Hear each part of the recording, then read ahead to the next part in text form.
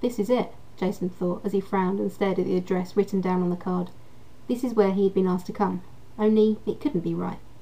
As he looked up, he stared across the cemetery. There was supposed to be a house here somewhere, but there was nothing.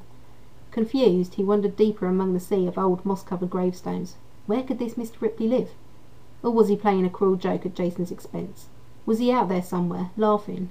Jason looked around. The cemetery was deserted. Mr. Ripley hadn't seemed the type to be so cruel when they met yesterday.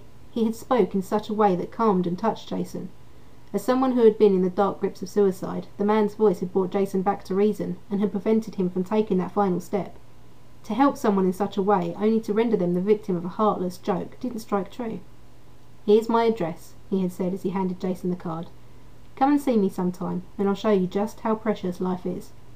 Mr. Ripley had once been in the same position, had once found himself in the grip of suicide so tight before seeing the error of his ways, and now strived to help where he felt others could not. He had seemed genuine.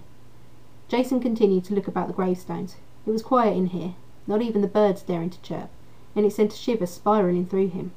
As he looked around, a thought struck him. Maybe the number on the card didn't belong to a house. Maybe it was a plot number. It was a ridiculous thought, but he couldn't stop himself as he started looking at each grave. Eventually he found it. Number 223. He stared at the name engraved onto the old weathered stone. Mr. Ripley. Jason's blood ran cold. Could it be his Mr. Ripley? Could they be the same? Ridiculous, he minded himself. But the coincidence was too much to ignore. If Mr. Ripley had wanted to show him how precious life was, he had succeeded.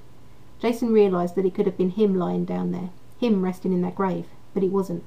Mr. Ripley had saved him, but had failed in saving himself. A tear dripped from Jason's eye.